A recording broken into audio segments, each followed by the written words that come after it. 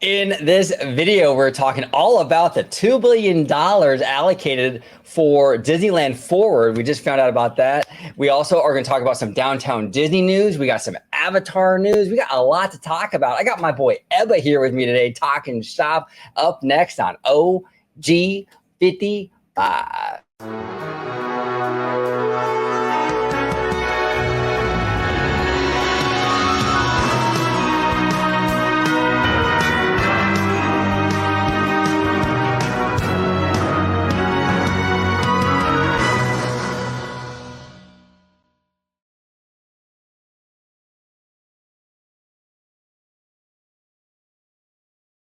Welcome aboard, everybody. We are back. Well, I'm back. Ebba's back. The Italiano, though, is still on vacation for another week. But since we're back, Ebba. Let me talk these motherfuckers. Guess who's Bizak? There we go. Guess who's Bizak? Ebba and OG. We're Bizak. All right. We are Bizak. Thank you so much, Ebba, for coming on. We're talking Disneyland Forward. We're talking Avatar. We're talking downtown Disney. It is an honor having you back on, sir. Thank you so much. OG, thank you so much, brother. I appreciate you having me on. As always, man, this is going to be an excellent, amazing time to talk about this. Absolutely. Absolutely. So if you could remind everybody where they could find you on social media, sir. Sure thing. So you can find me on Instagram, Michael Ebba, and then on Twitter or now X at Michael Ebba 1991. There it is. And I will be linking his socials in the description down below. Make sure you click on those and check Ebba out. All right, here we go. Let's rock and roll. This is crazy. We got some crazy Disneyland stuff coming out lately. This is from the OC Register. Disneyland commits $1.9 billion for theme park expansion. The Disneyland Forward proposal dangles possible projects based on Black Panther, Coco, Frozen, Tangled, Peter Pan, Zootopia, Toy Story, and Tron. Yeah, gee, Ebba, I wonder if they're leaning into the IP thing. I can't really tell. Yeah, right. You know, maybe I don't know. Yeah, call it a hunch. Call it a hunch. But it says here, Disneyland has committed to spending $1.9 billion over the next decade as part of a long-term planning proposal presented to the city of Anaheim that dangles possible projects based on Wakanda, Zootopia, Frozen, and Coco. It says here the details of the proposed Disneyland Forward development agreement between Disney and the city were released on Tuesday, the 23rd, during an Anaheim City Council workshop. Now, here is the thing. I'm going to read this real quick, and then we're going to dive into this. This is fascinating. So the $1.9 billion investment over the next decade would go towards theme park lands, attractions, hotels, shopping, and dining west of Disneyland Drive on the Toy Story parking lot. Disneyland's proposed theme park investment over the first decade was presented in two parts, with a minimum commitment of $1.9 billion and a higher level at $2.5 billion. Disneyland is committed to paying an additional $5 million in street and transportation improvements if the additional $600 million is not spent in the first 10 years. Ebba, when this news dropped, what was your initial thoughts? What are you feeling, brother? Dude, I was like, holy crap. So actually, my first question is, right, is this budget here part of the 60 billion budget over the next 10 years for all the parks and experiences? Is this part of that budget, or is this a separate budget for Disneyland Resort? That's a great question. I haven't seen anything that has stated that. I don't really know. I'm assuming, this is just my assumption, I'm assuming this is part of that 60 billion, I would imagine. But now it is separate in the sense of like the 1.9 billion is earmarked for the parks, the hotels, the shopping, and all that stuff. That's going to that. Yeah. The other stuff like the street and the transportation improvements and things like that has a different budget. So these things are separate. So, you know, it's interesting to see. Now, a lot of fans, look, they looked at this number for the amount of time that this is going to happen. It's over the next 10 years. Yeah. 1.9, basically $2 billion. A lot of fans were disappointed in that. You know, is it enough? You know, we had the DCA 2.0 in 2007. It was announced. It was a 5-year thing. That was roughly around $1 billion. I think with inflation now, it'd be about like 1.4, 1.5 billion. So this is essentially, if you were to take that, it's basically two of those projects. over the next 10 years. What do you think, Ebba? I mean, and this is a minimum, by the way. I mean, this is a lot of the community is forgetting that this is the minimum. It could go 3 billion or 4 billion. We don't know. But this is what they're at least promising the city, at least this 1.9. But what do you think? Are you kind of nervous about this number? Are you not so nervous? Where are you stand? So I'll be honest, I'm a little nervous. Well, first I'll say I'm glad we're getting something, right? We're getting budget for like new experiences, new restaurants and theme parks and all that good stuff, right? That's really Yeah, cool. My kind of nervousness here is, okay, in the next 10 years, okay, so this is the min budget, right? right. So, but what's the max budget for this? Like, what's the max they'll push it to? And in over 10 years, what's that inflation price going to look like? Will they have enough expense to cover that increase of cost for building new things? So that's just kind of where my mindset is right now. But I am happy we are going to get new stuff, though. Yeah, 100%. And that's a great point, because we've seen that, like with I know with Epic Universe, there was a lot of that issue because of the supply chain shortages. The cost of steel skyrocketed because I mean they were in the middle of building that thing when the pandy hit, and the labor shortage, all that stuff, and so it did impact that project. And they also had a hurricane too in there. It was a whole big thing. It's a great point now, but I mean these kind of things, these external factors will impact this. So it's interesting what would happen, God forbid, if in a year or two or right in the middle of this, there's some other big thing that happens. How do they handle it? How they weather that? Is it, when you're already kind of at 1.9 billion, which is on the lower end, probably, that I think that with what most fans would want. And then something happens externally, and now even the 1.9 billion doesn't go as far as it could. That could be an issue. Now, go ahead, Deb. I'm sorry. Oh, yeah, no. So I was gonna say, so like, what happens? They have this idea, right? Okay, we got all these like blueprints or whatever to like build all these things with this money, right? But then, like Epic Universe, we gotta start making some budget cuts, right? So now we're gonna Right. start cut. So now some of the quality might start getting chopped off the block, because like, well, we can't afford this. It's not in our budget anymore. So I'm just Yeah. like wondering if that could probably happen. It's possible. It's absolutely possible. Now, I think kind of like with the motivation here with Disney and doing it this way, right? Where it's like, okay, we're gonna do a minimum, and we're gonna kind of go on the lower end and kind of go from there. I think what you're saying is actually kind of why maybe they were going this route, because they're kind of factoring in like, okay, what if in 3 or 4 years something happens and the company can't afford, like, for example, if they sit there and they promise the city of Anaheim, we're going to do a $20 billion whatever, right, over the next 20 years or something crazy, right? Well, then what happens in 5 years when you have another, pandemic, or you have a global economy not doing so great, or it could be a million things. The company could suffer somehow, and now you're stuck promising the city of Anaheim, $20 billion, and you can't do it. They don't got it. So if you promise on the low end, it's a little of a safer bet, because you can always go higher than, what I'm saying? So I think that's kind of like the mindset they're going with here, Well, yeah, and actually with that mindset, I actually like it because it's like kind of start smaller, right? And then work your way up. Right. So that way you're not trying to start big and then like, oh, oops, I gotta start cutting down now. And then now your fans' expectations are already up here, right? Because you put them up there. So at least start down here and then move your way up here as you can. Especially with this like big expansion they're going to be doing for all these years, then yeah, do that. Yeah, this is a 30-year project, this Disneyland Forward thing. So they got time for this. So this is really, and this is one thing too, I think that people have to understand, is that this isn't really meant for us as fans. Like, this wasn't trying to sell it to the fans. This is to sell it to the city, Right. And so it's not going to be as sexy as fans would want it to be. I think, this isn't like they're getting up there at the D23 Expo and like, this is something that they're trying to sell to the city. And look, and here, look, to Disney's credit, Disney got a lot of crap. Not just this last time with the Eastern Gateway project, a few years ago, but just in general, Disney gets a lot of shit for not really keeping in mind the community that it resides in, And I gotta say, this is a lot of this stuff. puts that like kind of like front of mind, right? Like there's all kinds of stuff here earmarked for like affordable housing, improving the streets and the transportation and the infrastructure around the resort and Anaheim in general, the public parks. That is fantastic. That's the kind of stuff they should be doing. That's actually, to Michael Eisner's credit, that's actually what he kind of did when they did DCA 1.0 in 2001.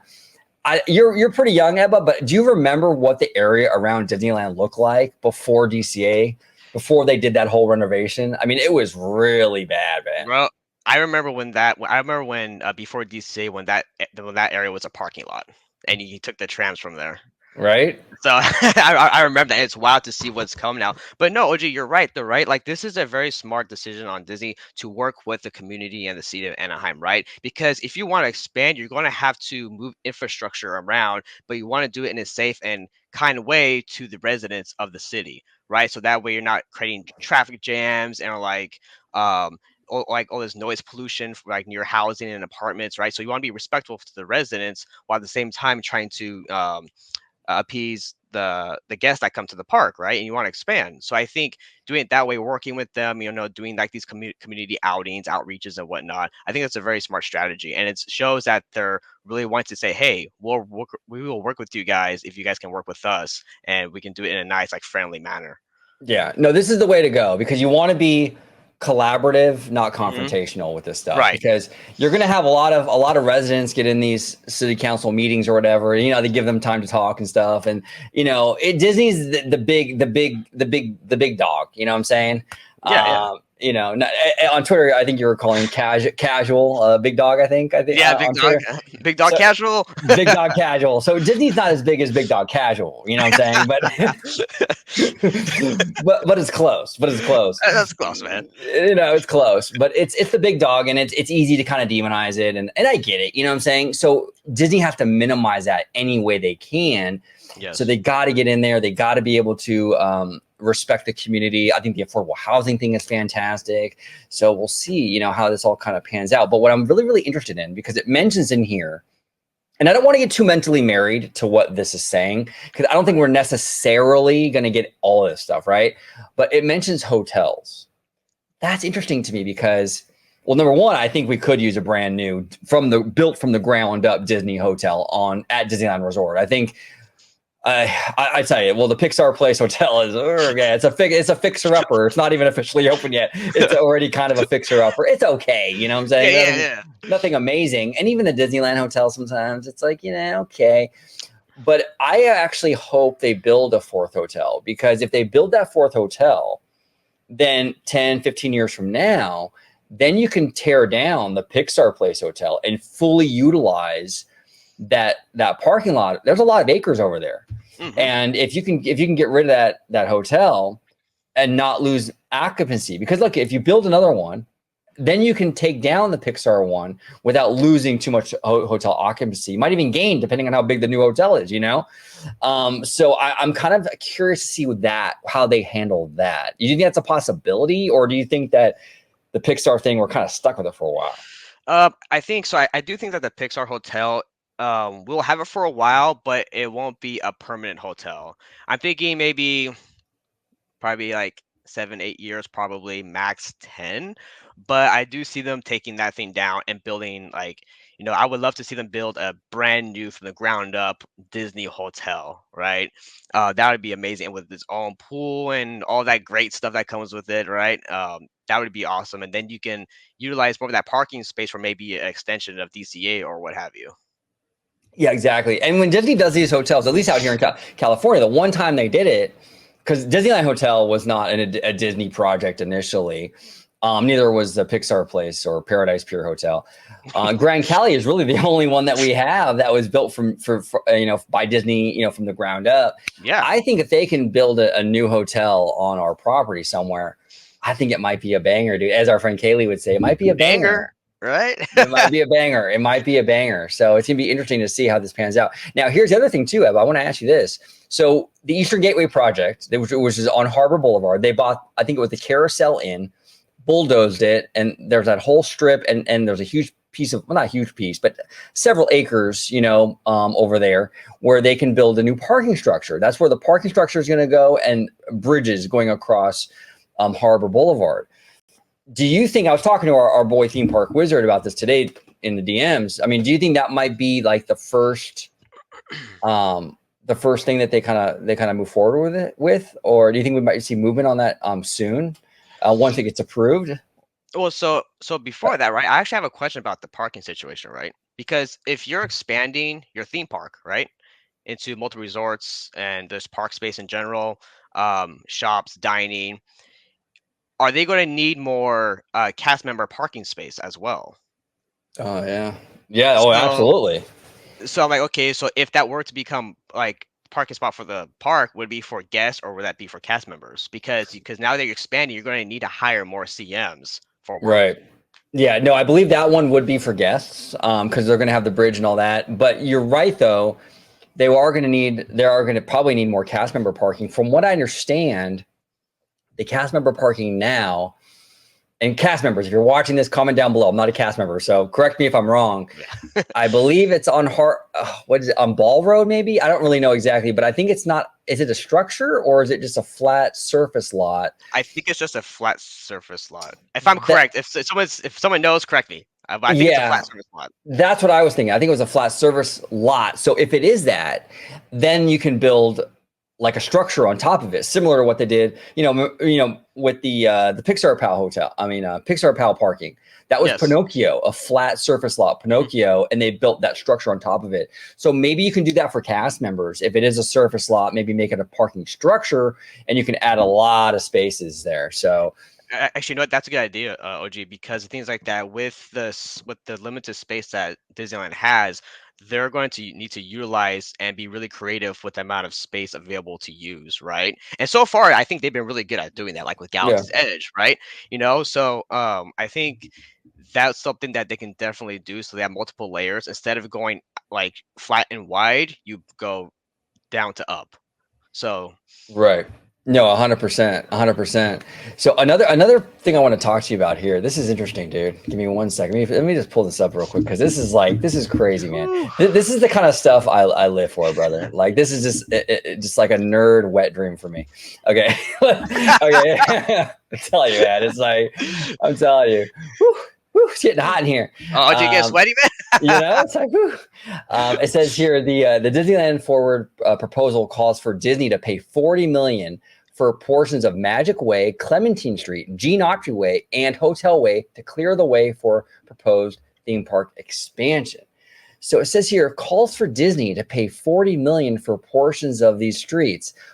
What does that mean? Are they planning on burying these streets? Are they planning on I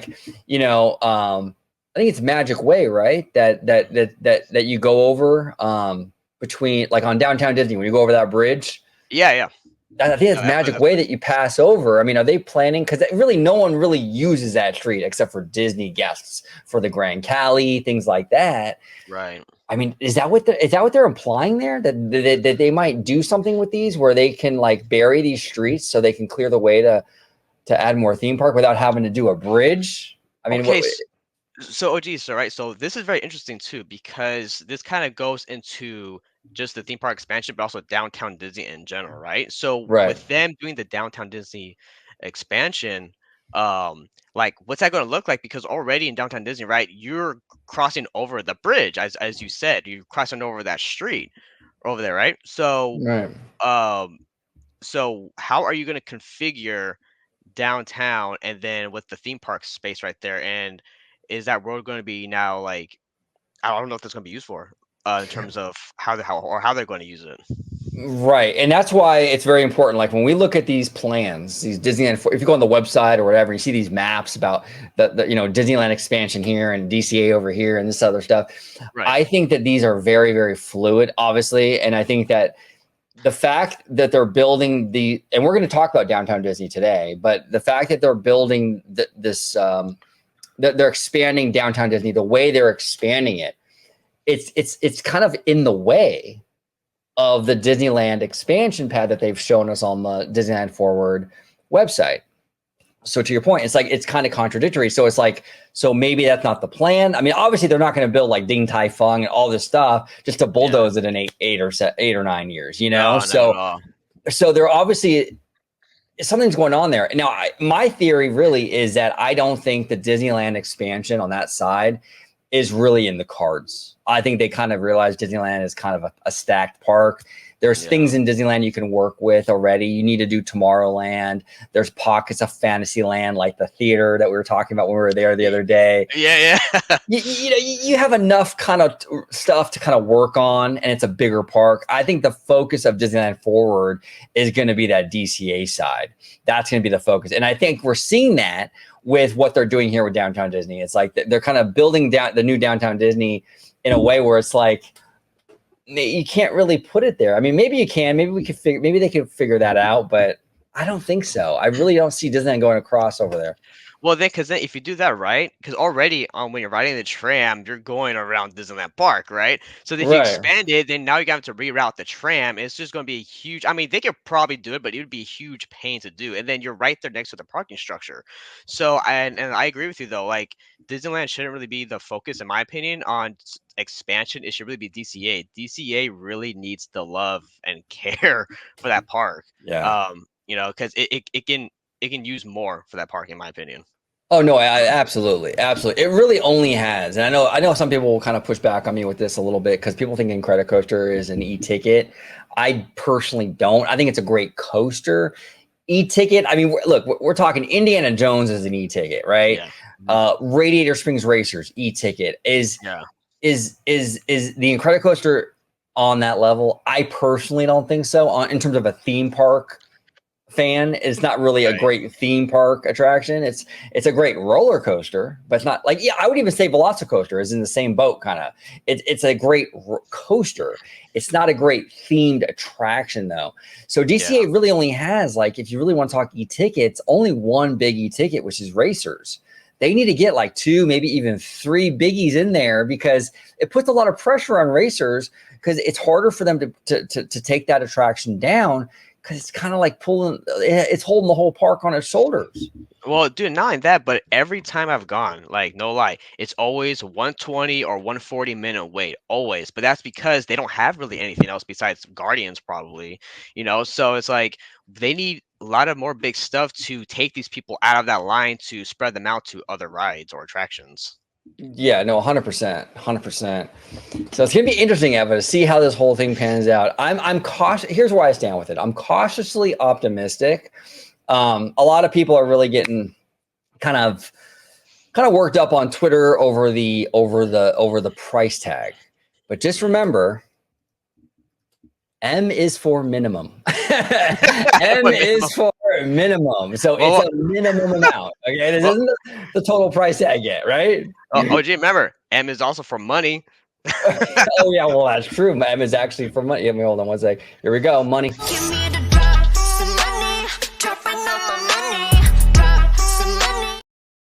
Yeah, absolutely. But yeah, I mean that's what I think people have to keep in mind here is that this is a baseline, and it will likely go higher.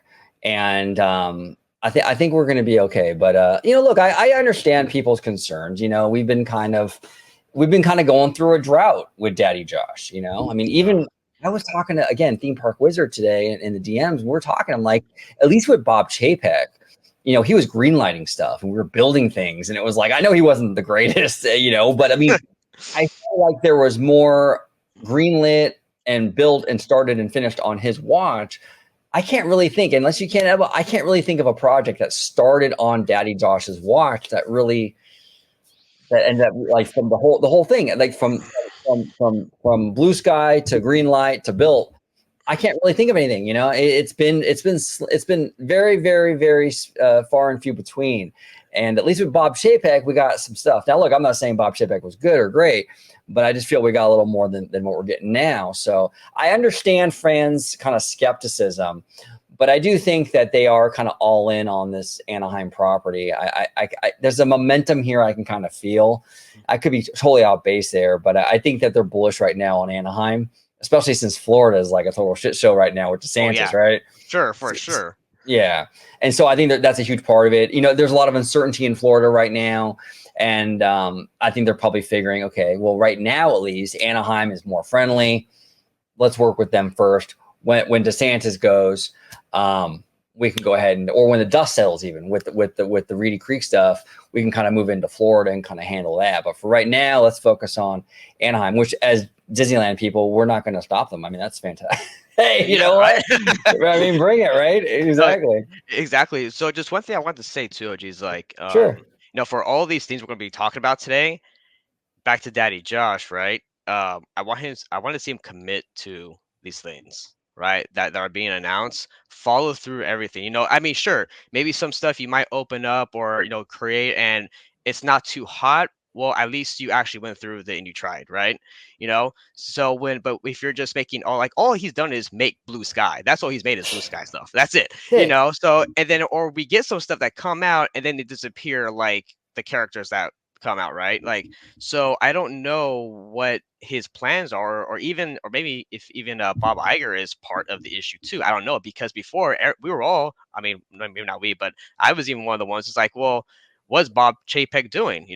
I wasn't blaming Daddy Josh, I was blaming Chapek, but now I should be blaming Bob Iger because nothing is being finalized for any attractions or what have you. Yeah, no, it's yeah, exactly. It's pretty frustrating. It's pretty frustrating. So, and I get it. The company's in a weird spot right now and everything. I understand that, but I tell you, they got to get fans excited. They got to, and this is the thing too. Like right now, this is the thing that I notice a trend here is they're doing like the whole money game. There we go, money. But they're doing the whole money game where we get like, okay, your guys are getting 60 billion for this many years. You guys are getting 10 billion for this many years. I think what fans really want right now, at least, is we're getting this addition and this is what it's going to cost us, right? Like they want to know what it is. The money's cool. Like, okay, 10 billion, whatever, 2 billion, cool, awesome. But without knowing what they're spending it on, it's hard to get excited. And that's the other thing too. A lot of fans aren't I don't see anyone talking about this. This whole thing is really moot if you don't know what they're building. So when you're looking at $2 billion invested into these parks in the next 10 years, what does that look like though? Because if they're only building one land, well, that's gonna be a banger land for $2 billion, right? But if you spread it super thin, with you're gonna do hotels and multiple lands and multiple attractions, well, then 2 billion might not go as far, and you might see some cheap quality. So what they're building matters a lot, and that's why it's really hard to even gauge any of this because we don't even know what the plan is. If we knew what they were building and what it was costing, we can kind of see, okay.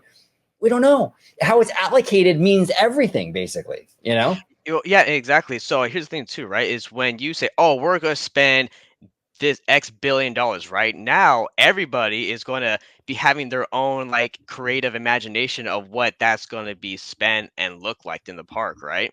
So now expectations is going to be different from person to person, where I think it's better if you say, hey, we're building this and it's going to cost this much. Okay, now everybody is on the same plane, same table. Okay, this is what we're getting, and it's already greenlit. That's what I want to see. Yeah, no, exactly. So yeah, they got to start announcing stuff, and and like you said, Josh needs to shoot his shot. He needs to make. It's like okay, it's like this, right? You have two guys, right? Let's just say you have two guys, right? They're at a club, right? There's one dude that just sits on the wall and never shoots a shot. He's like, I could ask her to dance, I could ask her, I could buy her a drink. I don't know, we'll see. Or you have the dude next to him who's like, you know what? I'm gonna go for it. And he might go up to that girl or and he might, hey, can I buy you a drink? Or hey, you want to dance? Or whatever. And she might reject him in big time, But at least the dude that's putting himself out there, at least the dude that's trying, at least the dude that shot his shot and is like, okay, I might not be perfect, I might get rejected, but at least I went out there and I did something. I respect a whole lot over the dude that's like, well, I might ask her, or I might ask her. That's Josh. He's sitting on the wall. He's blue sky and everything. Like, oh, I might ask her, I might talk to her, but he never does anything the whole night. And it's like, I'd rather him make a move, put his foot down, make the call. If it's a bad idea or you get shit for it, then you get shit for it. But at least you showed leadership in making a decision and owning it. I respect that a lot more than someone who just can't who just can't pull the trigger and just can't make a decision. It just shows bad leadership is all about decision making at the end of the day. And I'm not seeing it from Daddy Josh. He's not making any decisions. You know what I'm saying?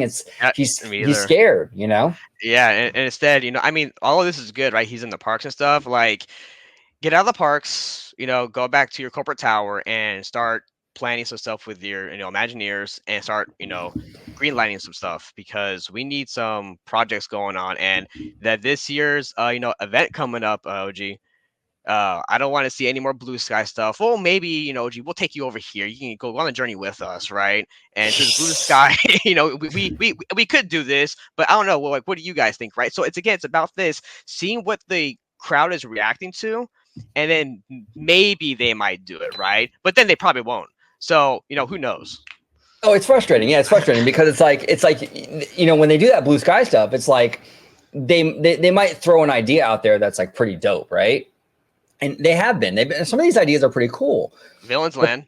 Villains Land's one of them, right? Exactly. And even like the Encanto stuff and the Coco stuff, well, like it's really, really cool stuff. The problem is it's like you get people excited for something that might not even happen. Yeah. And it's Well, and also too, like a problem too I have, OG, is, and also I've kind of always had the same thing with the E3, which is like the video game stuff, like a few years ago that kind of ended. But it's when they announce stuff that isn't till like 6 years away. Like for example, the Avengers e-ticket. How long ago was that announced now? And we only just got a second concept art of that. Yeah, I don't know. Like, is that ever going to come like to fruition? Like, I don't know, dude. So, well, let's dive into that a little bit. Let's dive into that. But like, what do you think is going on with that? Because initially, the first thing was we had this Quinjet attraction. We're going to ride the Quinjet. Something was going to happen. And we're gonna basically, like, I guess the ship would like goes into like ejector mode, and you eject out, and you all go on your own separate way in like your little like rocket pack, That was so cool, man. Dope concept. And then the Pandy hit, and from what I understand, like the Imagineers were having a hard time kind of juggling the operations end of that with the capacity. So the ride system just wasn't working for how many people they wanted to cycle through. Okay, I get that. So then they went with something new. Then they went with the like what looks like a Transformers kind of vehicle almost, I don't know. And now that's kind of where we're at. But that was like, man, what was last D23, like over a year ago, and we haven't really heard anything since. So what's going on? Is it because of the MC? Is it because the MCU is not really doing so hot right now? Is it because maybe they're thinking, well, Avatar is a little bit more of a hot franchise, we'll focus on that? Like, where do you stand with this? Like, why has this attraction been kind of like treading water since it was announced back in 2019? Gee, that's a great question, because here's the thing, right? Yes, the MCU isn't doing so hot right now, but that doesn't give the excuse for them to just put it on hold. Because you look at Star Wars, correct? The sequel trilogy. A lot of fans do not like the sequel trilogy, but yet you got Rise of the Resistance, man. That ride is amazing, right? So even though you might not like the sequel trilogy, you can still enjoy the ride, the product that was created.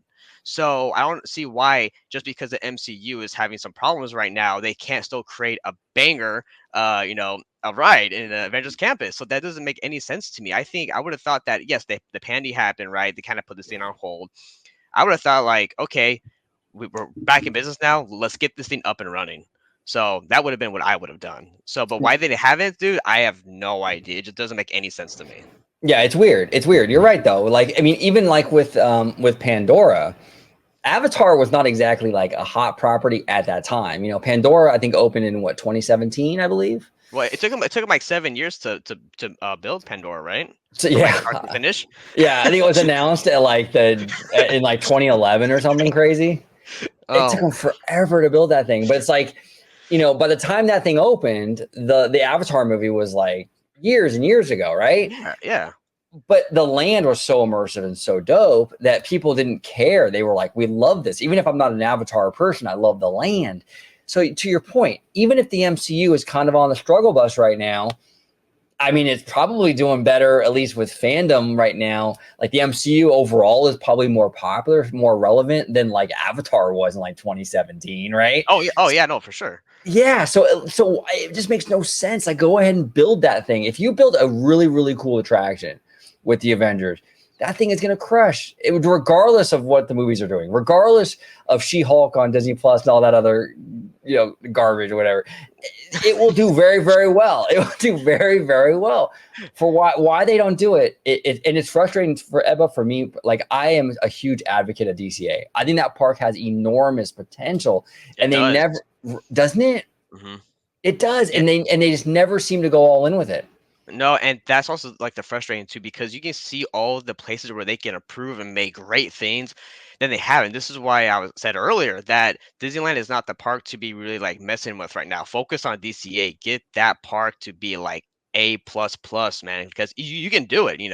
So I just don't understand why. And again, people, yes, let's say even if someone who's not a fan of the MCU or a fan of superheroes in general, right? But if you make a awesome like kick butt ride, dude, they're gonna like it regardless if it's superheroes or what have you. So yeah, I believe that the Avengers Campus, it really desperately needs that e-ticket, right? Because it's been way too long since they announced it, and we don't have it right now currently. We need something else to pull the crowd from racers and Guardians. And here's the thing: MCU is going in a rough patch right now, but if you make a great product, a great attraction, people are gonna flock to it regardless how well good or bad the MCU is doing, or even if they're even a superhero fan, they'll still go to attraction and enjoy it regardless. Yeah, no, 100%, 100%. It boggles my mind that they haven't jumped on that, and I think that really is the Avatar factor. I think they saw Avatar made $2 billion in the box office, and they're like, you know what? Let's go ahead and let's fast track this. And here's the other thing too, Ebba, is that for the Fox purchase, it cost Bob Iger, it cost him $71 billion to buy Fox, right? So, and that acquisition is like the one acquisition that I think that most people kind of look at as like the mistake, so to speak. Yeah. So he needs to justify that purchase, X-Men isn't enough, So he's got to do, he's got to justify it. How do you justify it?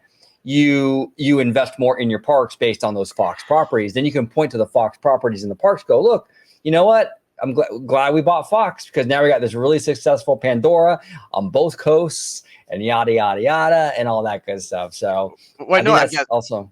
Yeah. Oh, you're right, OG. You're correct. But here's the thing about properties, right? Not just one property. I think we should be using multiple properties, right? Like, there's so much IP in that. Utilize it, and you're not. That's the other issue too. That, at least in my opinion, I'm seeing is that you're not. You bought it, and then now what? What are you doing with it? Exactly. Right? Oh, it's been completely. The Fox thing has been completely underutilized and mismanaged. I mean, they've done okay with some of the studio stuff, with Searchlight and things, a lot of stuff that they do for Hulu and all that. Great. But in terms of the heavy hitting stuff, the stuff that everyone knows, it's been lackluster. They haven't really done anything with this stuff. No, I mean, it's kind of like if you just bought something now, like it's your collection item. You're not doing much with it. It's just kind of sitting there. It's just sitting there, It's crazy. It's absolutely crazy. But we'll see. So yeah, to kind of close out this segment though, this Disneyland Forward thing, great news. But we're cautiously optimistic, I guess. I mean, it's kind of it's a weird time, but we just have to remember that this is look, the vote. I think they vote on this thing in April. Yeah, I think it's the date coming up, man. I'm telling you, I think it's gonna happen though. I can just kind of, feel it. What do you think? I mean, bro, it has to happen. I mean, I think what happened because, like you were how you were alluding to earlier, OG, that they're playing very nicely with the city and the residents. So I think the way they approach this is going to be very good for Disney on their end. And yeah, this number might be small, the 1.9, 2 billion, but I think it's the right move. I'm excited that we're going to get some new stuff, finally in this expansion area. So I'm really excited, actually. Yeah, no, I think it's optimistic, obviously. And here's the other thing too. And actually, our good friend Alia mentioned this to me, and I think she's hit the nail on the head. I think people are super picky when it comes to Disney, super hard on the mouse, right? Mm-hmm. Just imagine if this was Universal Studios Hollywood, and they just announced $1.9 billion, and they're gonna and some of this money they're gonna set aside for the infrastructure in the area and affordable housing. as a fan, how would you feel about that announcement? So like, right?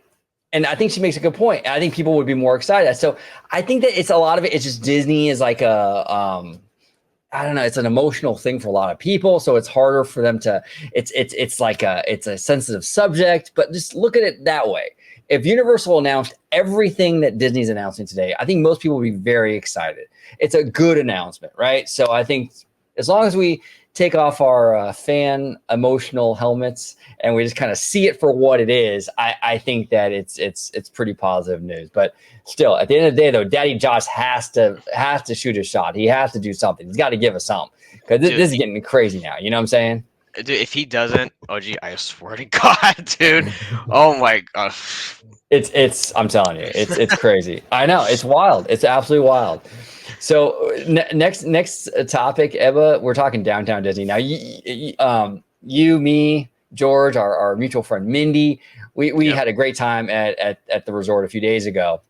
We were walking through some of this downtown Disney stuff, and we were kind of wondering, like, what's going on here with the mid-century stage?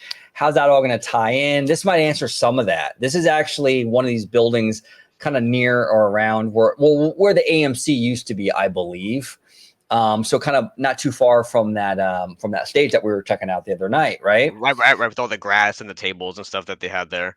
Exactly. This is kind of in that same proximity, and it looks like they're leaning hard into this mid-century kind of thing, which I like it. Look, for Disneyland Resort, I think mid-century works. It was created in 1955. So I think lean into that era, right? I wish Disney World, lean into the 70s, right? Like kind of pay homage to the decade that you were built in, right? I think that's kind of cool. Oh, so for sure.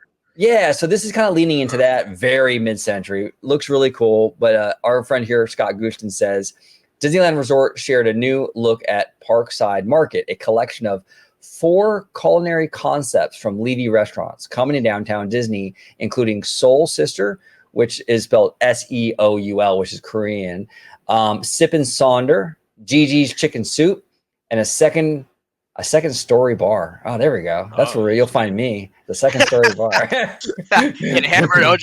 Exactly.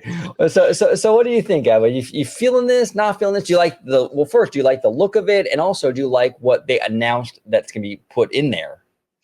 So I want to kind of have a hot take for a second, right? So I might get destroyed, and this is what I kind of told you earlier, like that we might have a disagreement here, right? So in terms of downtown Disney, right? I can have fun there, and enjoy company with friends and whatnot, right? How we did. But I'll tell you this: you could get rid of, for me, if you got rid of 80% of downtown Disney and replace it with something else, it wouldn't bother me. I wouldn't miss a lot of the stuff that is currently there. Oh yeah.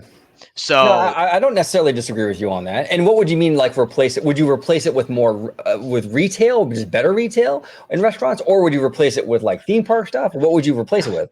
So this is the other thing too, is so the problem I have with downtown Disney is when I'm in there, I don't really feel like I'm in the Disney bubble, if that makes sense. I feel like there's some Disney stuff in there, but you're coming for like, let's say like there's a Disney store like at a mall, right? You're coming from the outside world into this Disney store or this Disney place, and then you kind of leave. I feel like downtown Disney is sort of like that, where there's like this hodgepodge of like stores and restaurants, somewhere Disney, somewhere not. And I don't really feel like I'm in like the real world, but also not really in the bubble of the Disney magic. So That's I fair. have like this weird feeling about downtown Disney. So if like a lot of it went away and then came back as something more feeling in the bubble of that Disney magic, then I would really like it. And also I'm not really a big fan of how a lot of the placements of like some of the restaurants or like the dining is there. It just kind of strange to me. Like, before you had like the La Brea bakery there. Then you had World of Disney. Then you have Starbucks. Then you have the bar. Then you have an ice cream shop over here. It was just all kind of like the way it was laid out. I didn't really like it that much. So I hope this layout and with the restaurants and the new bar and whatnot, I hope they do it a lot better. So those are the 2 big issues I have with downtown Disney currently. Well, no, those are fair arguments to make, and I think one of the big issues I have with it is I would like to see more specialty exclusive to Disney kind of stuff, right? Like I don't Yes, mind, yes. right? Exactly. Like I don't mind I don't mind bringing in outside vendors. I don't necessarily mind that, but sprinkled in that mix, why don't we get that haunted mansion bar or something, right? That really Yeah. themed like next generation Trader Sam's kind of vibe, right? Why Hmm. don't we get some experiences like that you can't do anywhere else? You can't get it anywhere else but Disney, And if you mixed a few of those experiences in with with the Splitsville and the Earls and things like that, it would feel like a more balanced experience. Now I do like this little. I do think what they did here with the AMC was smart because I think theaters are kind of on the decline, obviously with streaming and stuff. It was a smart move, I think, to kind of get rid of the theater because it took up a lot of real estate. Get rid of the theater. Now you can incorporate multiple vendors and what have you, locations in that one area. And it kind of makes downtown Disney less of an alleyway and actual more like Disney Springs. It feels more like a place. Yes. Because now you're going to have this area that you can kind of go deeper in. It's not just that walkway to get like from the tram to the park, right? You know what I'm saying? Right, no, exactly. It's so on kind of what I was going back to earlier with the whole like being in the bubble. Like I'll be in Disneyland or California Adventure in the bubble, go out to the Esplanade, still in the bubble. Then I walk into downtown Disney, and I'm kind of like in this in between world type of thing. And then it's not till I leave downtown Disney into like the resort area where now I feel like I'm back in the Disney bubble. Right. And so, but I agree with you. I mean, you can have like some like outside party, companies inside downtown Disney. But it's just that feeling I get is not there. And I would like to have a bit more Disney centric restaurants or even attractions of some sort, like a show or whatever in there. And currently we don't have that. But in terms of this concept or this design here, I actually do really like it. It looks really clean. Yeah, this looks very clean, very mid-century. They're going for it. I'm very curious too how, and we talked about this when we were at the park the other day, how the whole thing is going to kind of vibe together, though, right? Because there's Yeah. elements of old downtown Disney that are not mid-century at all, and then you're going to have like this whole back end, which is very mid-century. Are they going to eventually try to make the whole thing mid-century, or is it going to be very delineated, like very, you know, it'll be different in sections, right? Like, so the first half will be its own little theme. This last half will be its own little theme. Mm, How are they going to work that? Because you don't want it to be, you want it to make sense, right? Like you don't want right. it to be like a jumbled mess. I'm very curious. And then you have the elephant in the room, or two elephants in the room, actually. You got the Rainforest Cafe, or the former Rainforest Cafe, and the ESPN Zone. And now you got Tortilla Joe's too. Like, what are you going to do with those buildings? Right. Yeah. Exactly. So it's like, but personally, I would like to either like I would like to see them make one cohesive like theme in downtown Disney, um, or I don't know, like you can make like different kind of sections of like maybe different themes, like maybe like like mid-century, and then you have like a different type of theme century, like kind of zones or areas. I think that might be cool as long as they're all together, right? Like they're all kind of together, not like you have one thing here, and Right. right, you know what I mean? It'll be just kind of weird. Yeah, it has to be segment. It has to be segmented and make sense. Yes, yes, exactly. So, like, if it's going to be like regular downtown Disney, and then when you hit this back part, the whole back part is mid-century. As you get closer to like Disneyland Hotel, okay, Yeah. I can see that because that's kind of the lead up to the very mid-century Disneyland Hotel. That makes sense. I get it. But yeah, you have to do it in a way that makes sense. You have to do it in a way that looks appealing. So we'll see. What do you think about this chicken sandwich? This is almost as big as the sandwich you had at the Red Rose Tavern the other day. Dude, that patty was so fat, dude. It was like a Mondo burger, man. Like that thing was huge. But this chicken here though, I would destroy this. Like you got the chicken, the pickles in there, that sauce. Oh, dude, and then you got the fries. Whoo, I'm man, telling you, man, that looks pretty bomb. that was Um, bomb. yeah, it looks really good. And then I think this is the Soul Sister. I think little like little bowl. Looks pretty healthy. It looks Yeah, I so. mean, what was that? I'm sorry. I would say, yeah, it looks healthy. Probably not my thing, but Yeah, you right know? now. I feel you. I feel you. I know the health food is never that fun. It's always the greasy stuff that's a little more sexy. You know what I'm saying? Yeah, yeah. It always. Then we got Earl of Sandwich, which lately I feel like Earl of Sandwich is forever the bridesmaid, but never the bride. It's getting like moved around, like no respect at all. It's horrible. But it looks like finally though, Earl of Sandwich is actually going to settle into a pretty cozy little spot. It says here again from Scott.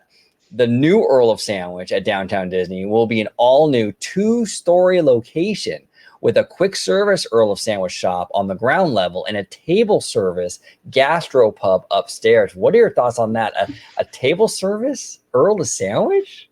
Man, dude, like talk about the experience, man. Like, dude, like a table service with a sandwich, bro. I'm all in, dude. Like that sounds Dude. sick. Because here's like, I really love sandwich shops. So like, so you have a table service. Because here's the thing, although I do like quick service, especially like at the parks, I really love table service. Like, me and my wife going out to eat by places, like sitting down at restaurants, that's our thing. So if you combine that with like a fat sandwich like that bad boy right there, oh, dude, I'm in. You know what I'm saying? It's crazy. Yeah, that's a great idea. And Earl of Sandwich has been a good business partner for Disney for many, many years. A really good collaborative kind of partnership. I mean, I joke around about a bridesmaid or whatever, but at the end of the day, though, I mean, they both make a lot of money off each other. So it's like it's been a really successful relationship. So it's good to see them finally move into a permanent home and a way better home than they've had since they came to Disney. So I think that's pretty awesome news. Oh yeah, no, that's great. I really love that news piece. Yeah, that's awesome, awesome. And then you have here again a lot of stuff coming out of Downtown Disney. It's crazy, but it says here a new quick service location, Tiendita, will join Paseo and Centrico at the center of the district, with all three set to open later this spring. Tiendita. See, this is when my white boy comes out. Can you see how white I sound right now? Oh gee, I'm as white as this wall back here, bro. Like, Oh man, I tell you, dude. Tiendita will offer Michelin star chef Carlos Gaitan Mexican street food favorites on the go. Mexican street food. You oh, had me at Mexican street food, bro. That dude, is that's dope. Dude, that bro, sounds dude, on the go, dude, that's sick. That is sick. And let me tell you right now too, like having all three of these open, like at the set, like almost at pretty much at the same time, that's great because when we were there, right, there's like a lot of walls and things right now. So that yeah. kind of sucks because things are down, but when it comes back up, you're gonna have all this brand new like stuff, right? So it's gonna be really, really cool. All the new food, get this Mexican street food on the go, dude. Come on. Yes. Come on, man. This sounds dope. And then this is kind of a cool little vibe too, this little bar. It kind of has like kind of Polynesian vibes with like the kind of thatch it, like Yeah, lamps, right? Thatched that's right. looks Looks nice. cool. Yeah, really nice. Okay, so OG, real quick though, right? So if you Sure, go back to the last picture, sure. it says artist concept. Okay, so we know how Disney is with their concepts art, right? You know, so how close to this do you think it's going to be? I think it's gonna be very close, just because when we were there the other day, that whole structure, like I don't know how the ground level looked because the Yeah. wall was there, but the structure you're seeing here, like the overhang, looks pretty much identical to what we're seeing here. Like they've already pretty much completed it. So I think we're gonna get pretty close. Okay. I think we're getting Okay. pretty close. Yeah. I'm actually surprised though, to be honest with you, that because remember before it was the Uva bar and they had Yeah. a similar thing in the middle, right? Right. Right. I'm surprised that idea of that middle thing has stuck around in this renovation, because I thought they would open that up and have more crowd flow. So it's Yeah. interesting that they're keeping that kind of that bar concept right in the middle of the walkway like that. It's interesting. Well, actually, I'll say I like this better than what that bar was there. Like Oh, I did me not too. like that bar thing there. This looks a lot nicer for sure. Yeah. Oh yeah, I tell you. And it's like a Mexican street food van. They're probably gonna have like all kinds of like, you can get like little tequilas and like little like, Mexican beers. I mean, this is gonna be the place, dude. I'm telling you right now, Ebba. Oh man, Me and the Italiano will probably spend many a nights here. I'll tell you that. dude, yes. Let's do it. Let's do it. And this is kind of the entrance. It's interesting. It kind of has like a very kind of like minimalist, kind of sleek style. but kind of has like a I don't know, like almost like I don't know. It's weird. It's minimalist, but then it kind of has hints of like that, like the bar, like of like the Polynesian kind of style, and like I don't know, interesting look. I like it though. I like it. It's pretty nice. It's very nice wood looking, if that makes Right. sense. No, exactly. Very clean, very nice. So we'll see, man. It's a lot of stuff is happening over there in downtown Disney, and I'm very curious how the whole thing is going to, at the end of the day, what it's going to look like. Well, see, so the last question I have, at least for this, right, is so that mid-century look, right?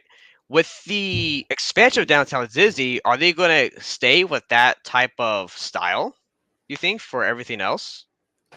With this Tiendita? Like you mean like take this kind of like the minimalist thing that we're seeing with this Mexican street food place and kind of, I hope so, because I actually really like the way this thing looks. That'd be pretty cool to kind of have that all the way down. I would like that a lot, actually. And it seems a little, it's trendy, but it's not overly trendy where like I don't think it would be dated. Like, I don't think it'd be too dated in 10, 15 years from now. It's basically just wood. It kind of looks like this Imagineering sign, So it's interesting though. But yeah, I'm curious. See, maybe they'll extend it all the way down. I kind of hope so. Also, I wonder too, Eva, like how much say do these vendors have in some of this stuff? Ooh, yeah, right. Because like, what if they're like, well, no, I don't want it like to look like this. Like, I want this to be over here, or whatever, right? Or like, no, I don't want it to look like this. I want it to look like this. Well, so they have like their own version of it. Well, yeah, because a lot of these companies that move into downtown Disney are owned by big companies too. These big, outside companies. So I would imagine they have kind of a brand image that they adhere to for their own company and their locations. So how much of their input is like even listened to when it comes to this stuff? Is that part of the negotiation process when they're negotiating the terms when they come into that downtown Disney? They do the price, the lease, the whole thing, and like maybe the design. Because look, I mean, if you look at the Din Tai Fung over there at the other end, the roof. I mean, that building is going to be very Chinese. I mean, it has that slopey roof, the whole thing. So clearly, Din Tai Fung had a lot of clout. They were in the room with Daddy Josh. They got a lot of say with that. I wonder how much each one of these vendors has, and I would imagine the bigger the location, it probably varies as to like if you're like a little shop, like if you're like the sandal shop, you probably have no clout. You know what I'm saying? Daddy Josh won't even take your call.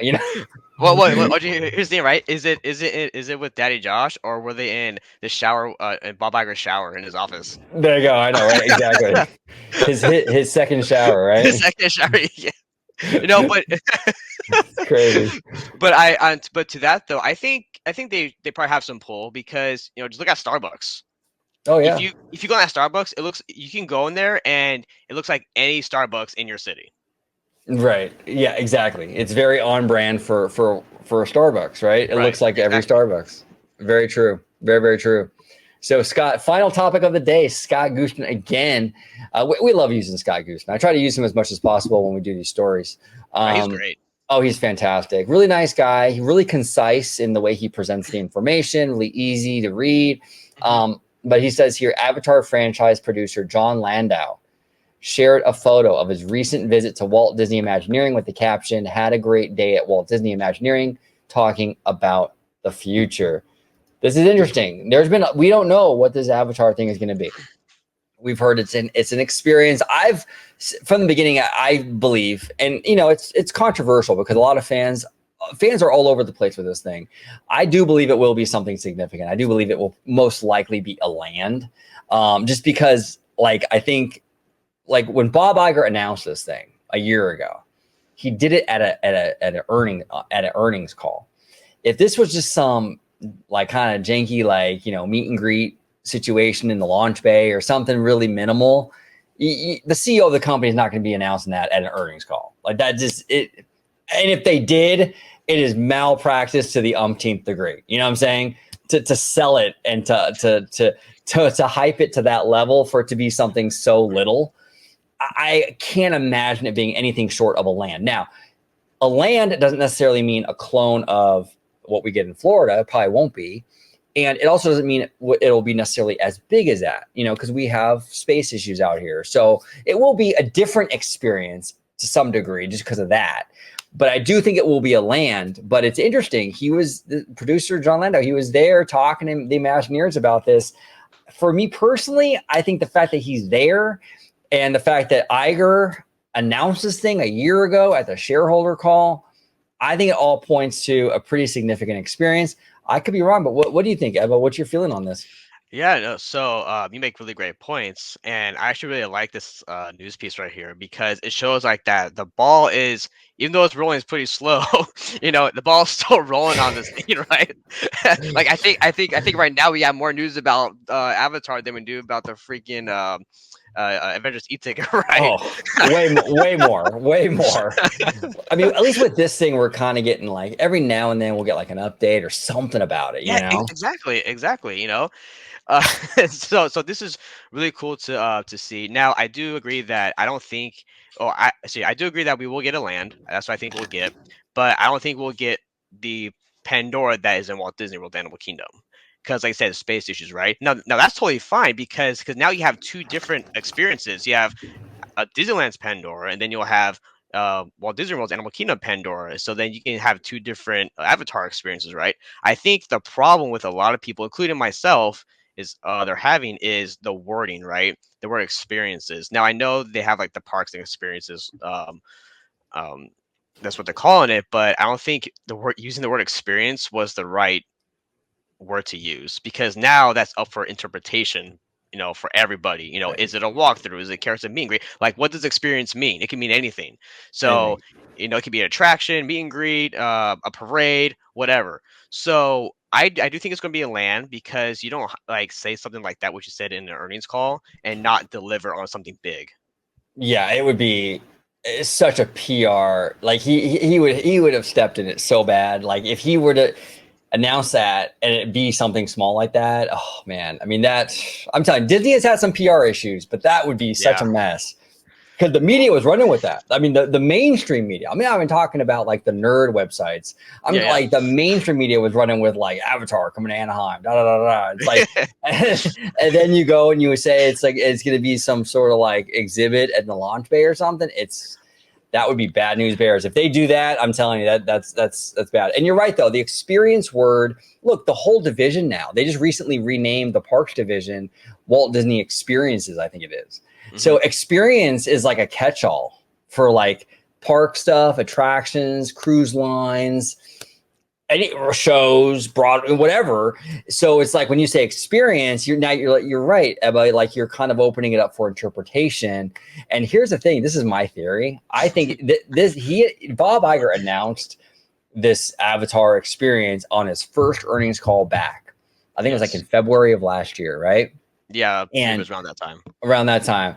And I think he knew how important that first call was. So he went in there and he's like, I got to announce something. And he was like, you know what? We're doing Avatar in Anaheim. And then they got after the call, he said, hey, figure it out. But Daddy Josh, I got this. You need to go do something. Go figure it out, right? Go figure it out. Like I just put you on the spot because I think even like I think it was like Ken Potrock or something. Like he said he found out about it like the morning of or the day before or something like insane, right? So, but I think so he announces that, right? Now I understand that Bob Iger must be like in a tough spot, especially coming back, and you want those investors to be like, okay, what's going on, right? We need something big. So I get doing that, but then he should be immediately like, okay, we need some concept art, right? 6 months or 5 months, let's get some concept art, something quick, to show that okay, this is what we are going to do for sure. But the details are still going to be coming out later, right? But we're up to a year now, and then we get this announcement, which is great. But okay, is it Disneyland? Is it DCA? I don't want it to go into DCA. I don't think it even fits there. No. Oh, I tell you, we talked about this too when we were at the park together. It's like this is the thing. and I've made so many videos. I'm telling you, even before George came on the channel. Like I'm talking years ago, you know. I made so many videos defending the direction of DCA theme wise. They didn't give up on the California theme. You know, Pixar Pier is California with an IP twist. Cars Land, California, Route 66 with an IP twist.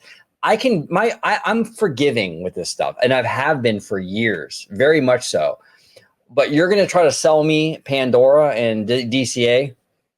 I'm sorry, it's a bridge too far. I just can't.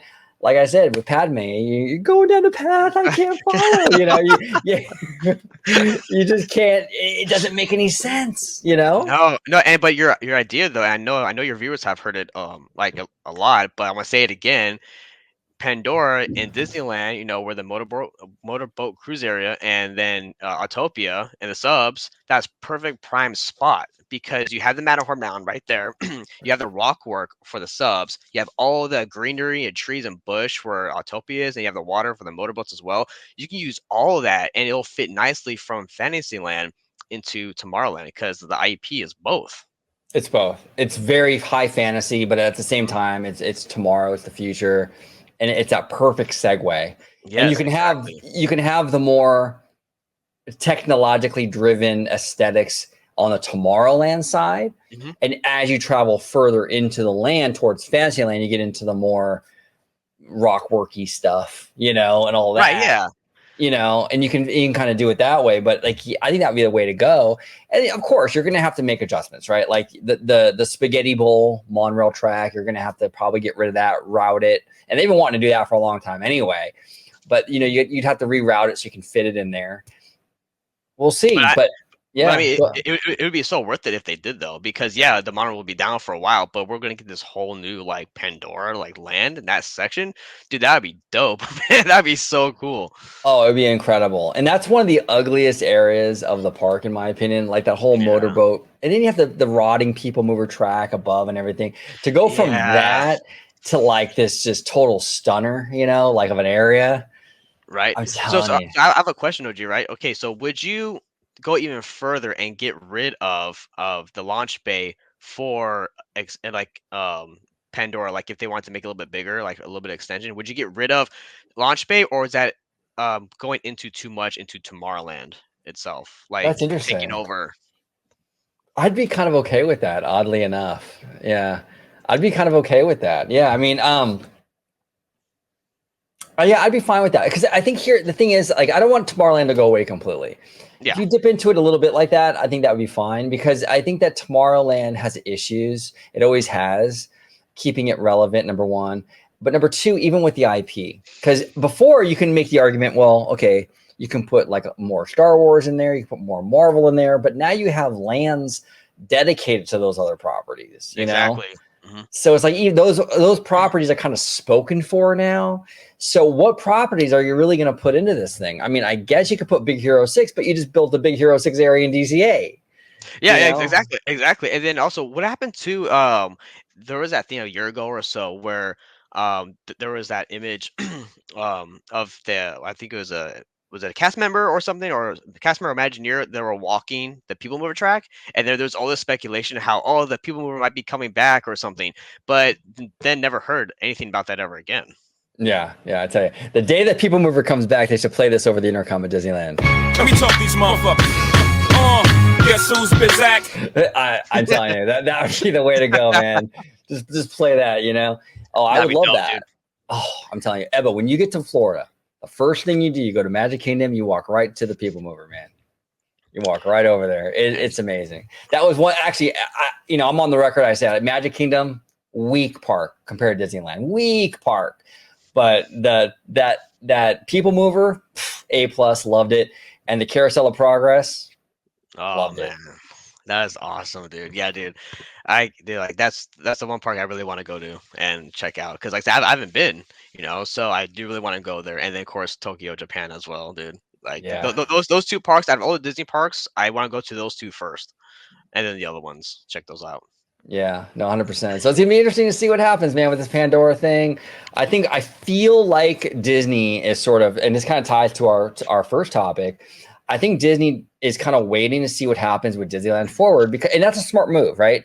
Because once Disneyland Forward gets approved, then you kind of know what you're working with land wise. You know what I'm saying? That's true. That's true. Right. And that could change the equation. Now, if it doesn't get approved, that's a different equation too. That's different math. So why would you necessarily like lock yourself into something before you know? So I think they're waiting. And we'll see. Now, if Disneyland Forward, and I think it will, gets approved, you know, that's going to change the game, man. It's going to change the game. But that's the other thing too, though, right? Let's just say Disneyland Forward gets approved, and then where do you put? So do you still put Avatar in the motorboat area and all that, or do you find some other area off to the side that can do it without having to interfere with the original park? So to that question, right? So if they can put it in your original idea for that area, then they wouldn't really need the city approval to do that, right? Because they No, already own that area. right, So then that leaves of whatever other space they would use for anything else, like for that approval. But I think they should still do it just because it fits so well, and that area is kind of janky anyway. so yeah, so 'cause seriously, because Disneyland, I've always said I think Disneyland is pretty much a perfect park. yeah, Now, there's always stuff that can be improved, like Toontown. You know, I like Toontown, but now it's even better. You know, I like right. Tomorrowland. It can be even better, right? So there's those little like minor like or even major upgrades you can do, but all in all, it's pretty much a perfect park. I think if you put Pandora there and they're able to do that, 100% A plus, like fantastic decision because if again it fits so nicely, just as you said. Yeah, it's that perfect segue, and then you're Hmm. fixing a problem area, you know, and Exactly.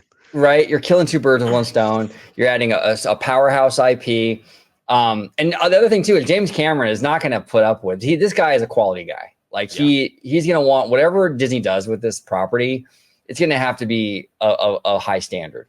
It's like the J.K. Rowling thing with Universal. You know, Yeah. he's going to make sure he's going to demand that there's a level of quality there for sure.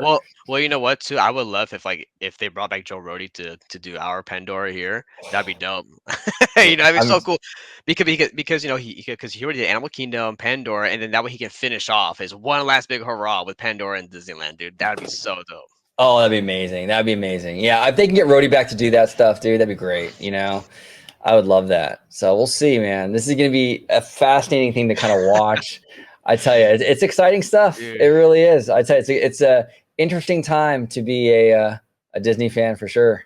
Oh, it is. It is. But I guarantee, man, we're going to hear a lot more probably screaming and crying from the fan community once we get more announcements coming soon. Telling you, man. I'm telling you. Oh, man. And I'm telling if they like, you know, the idea about putting Pandora in that spot, like we'd love it, right? That's cool. Right. Yeah. Yeah. Oh, but that would be controversial though with the fandom. I'm telling you, people. I don't know. A lot of people might not necessarily be okay with that because Disneyland is like sacred land, basically, for a lot of fans.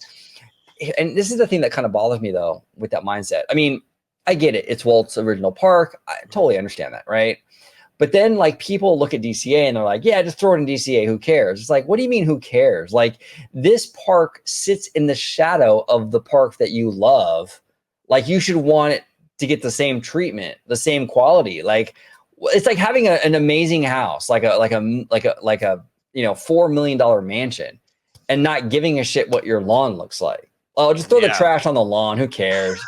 It's not my house, you know. It's just a lawn. It's like no, like it's part of my. I need that to look good too. You know what I'm saying? It's like that's why I don't understand this. Like they should put the same love into DCA that they do Disneyland. Exactly, and that was the original problem with DCA 1.0 was, I mean, because I remember the first time going to DCA as a kid with my friend and my mom when it opened up, and I was, well, first of all, because I don't like big height thrill rides, and I was really disappointed. Well, not only because they had these thrill rides like Six Flags type of rides there, but also where was the theming? Where was the Disney atmosphere in this thing? I was like, what is this park? Like, this is not a Disney park. Right. You know, exactly. So now it's much better, but it could be so much more better. And I really hope that they can do it. And like you said, it's in the shadow, and it shouldn't be. It should be the same quality as Disneyland. Exactly. Look what they do in Tokyo, you know, where it's like these are two comparable experiences. Actually, the second gate is arguably even better than the original gate, you know. But you know, but you gotta treat it the same. You know, this thing sits just feet away from the original park that Walt Disney built. You gotta Yeah, go like all in on that thing, you know.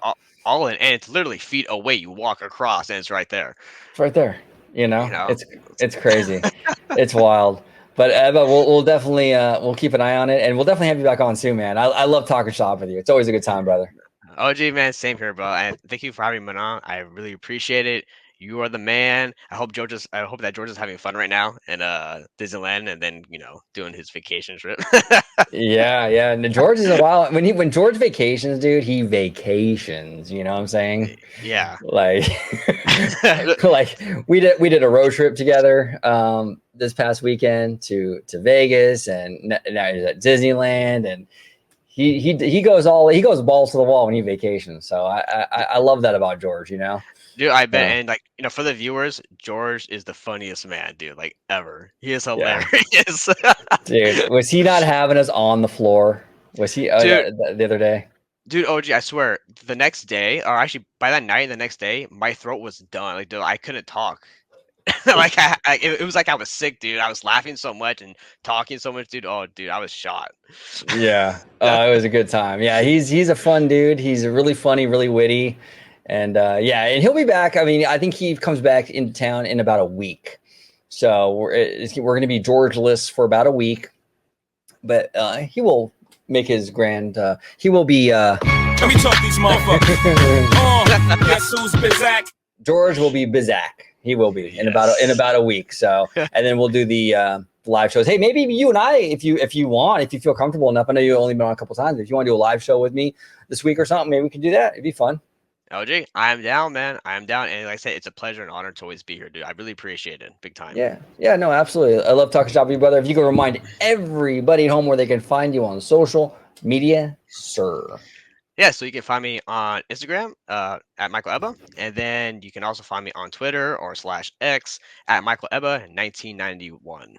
There it is, and his links will be down below. Make sure you follow Mr. Ebba. Links down below. Thank you all so much for watching. All your thoughts, comment down below with all your thoughts on Disneyland Forward, the new stuff coming to Downtown Disney, the Avatar experience, the Italiano being the funniest guy, everything that it's on your mind. Comment down below. We would love to hear from you. And as always, have a wonderful day. Bye everybody. Like iced tea, I'm OG. Like iced tea, I'm OG. Like iced tea, I'm OG. I'm demon like IT. Got more juice than high C.